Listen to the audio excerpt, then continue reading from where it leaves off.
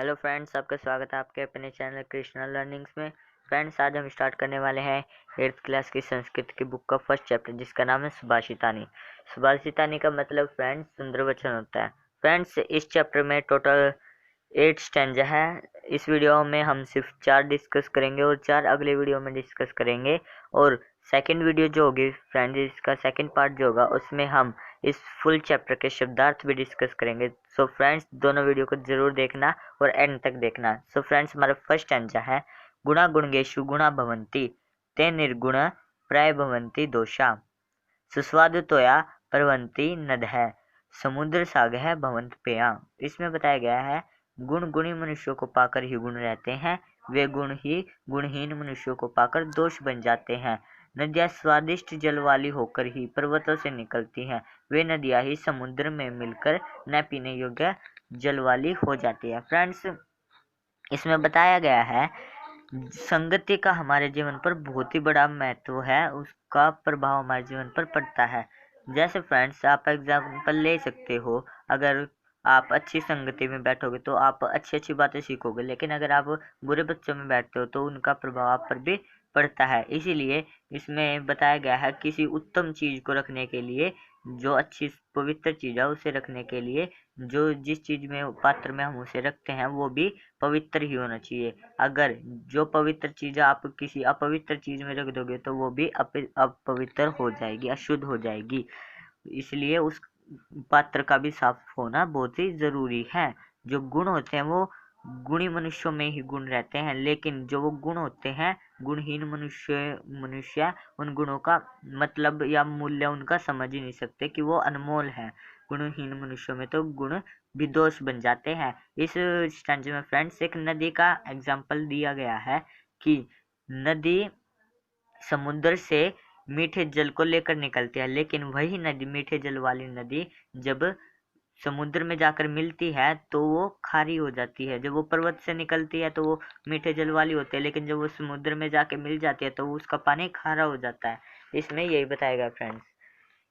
सो हमारा second stanza है साहित्य संगीत कला वाहिनी साक्षात पशु पुछ विषादहीन तृण न खादन अपि जीवमान तद्भाग्य धैर्य परम पशु नाम। इसमें बताया गया है साहित्य संगीत या अन्य प्रकार की कला को जानने वाला मनुष्य पूंछ और सींग से रहित साक्षात पशु ही होता है। वह घास न खाता हुआ भी जीवित रहता है, उसका यह घास न खाना पशुओं का परम सौभाग्य है। इसमें बताया गया है इस श्लोक में साहित्य संगीत और कला का महत्व बताया गया है।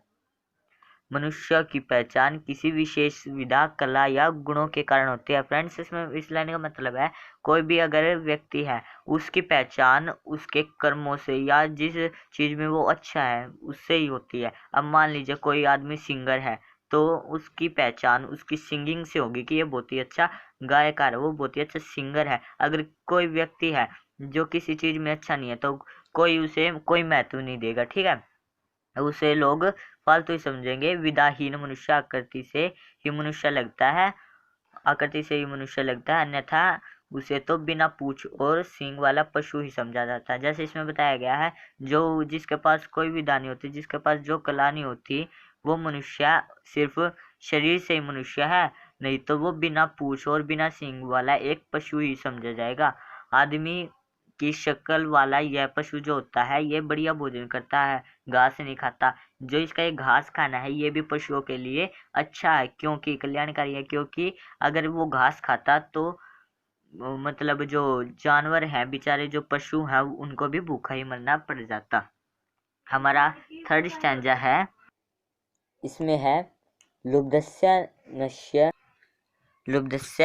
नश्यति यशः पिशुनस्य मैत्री नष्क्रियस्य कुल अर्थस्य धर्मः विदाफलं वसनेन कृपणस्य सौख्यम राज्य परम सच्यवस्य नाराधि अपस्य।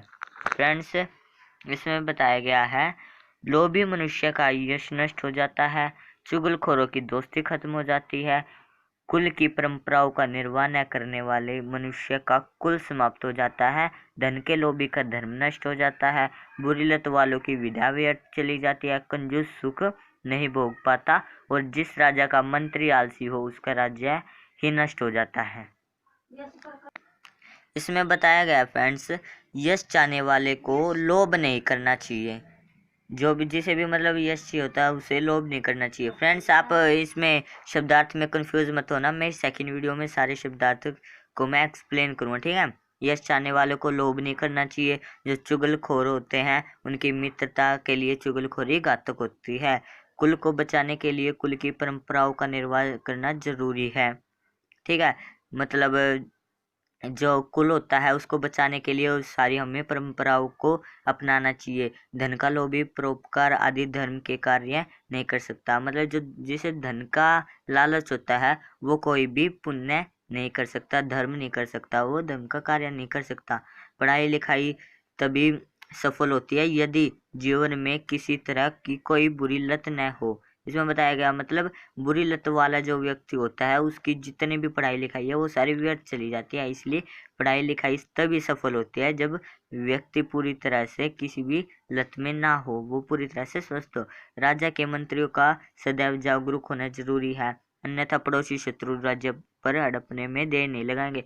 मतलब राज्य का जो मंत्री है आप सभी को पता है वही राज्य को संभालता है, तो उसका मतलब तेज रहना जरूरी है, मतलब चालाक होना जरूरी है। अगर वो थोड़ी भी ढील छोड़ेगा तो फिर दूसरे जो राज्य हैं वो उस राज्य पर हावी होंगे और उस राज्य पर कब्जा कर सकते हैं। फ्रेंड्स हमारा थर्ड स्टैंजा है, सॉरी फ्रेंड्स हमारा फोर्थ स्टैंजा है। पित्वा रसम तु कटुकम मधुरम सम्मानम माधुर्यमेव जनियेत मधुमक्षिका असौ संत तथा एव समस सज्जन दुर्जनानां श्रुता वचः मधु सुकृतरसम सृजन्ति। इस स्टैंजा में बताया गया है संतों का व्यवहार मधुमक्खियों जैसा होता है। वे मधुमक्खियों की बातें ही कड़वे मीठे वचन सुनकर भी सदा मीठे वचन ही बोलते हैं, कभी किसी का बुरा नहीं चाहते।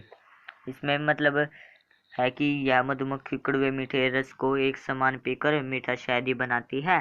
संत लोग भी उसी तरह सज्जनों के और दुर्जनों के मीठे वचन सम्मान से सुनकर मधुर सुभाषित रूप रस का ही निर्माण करते हैं। मतलब फ्रेंड्स इसमें बताया गया अगर कोई भी आपको बुरा भला कहे तो आप उनकी बातों पर ध्यान मत देना और आप उन्हें अच्छी तरह से अच्छे शब्द ही वचन ही बोलना। फ्रेंड्स ये हमारा फर्स्ट स्टैंजा था और जो कि कंप्लीट हो चुका है और इस वीडियो में बस इतना ही। इस वीडियो का सेकंड पार्ट जरूर देखना जिसमें बाकी के स्टैंजा हम कवर करेंगे। So friends take care, bye bye.